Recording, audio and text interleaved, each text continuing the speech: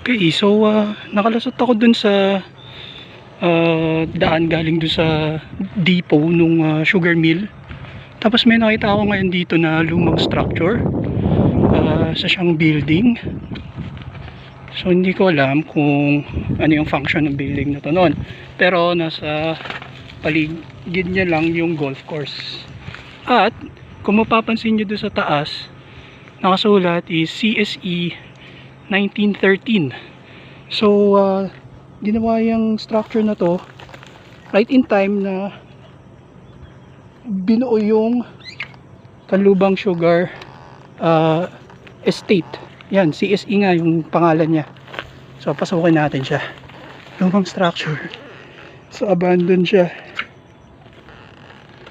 Yan, abandoned na siya.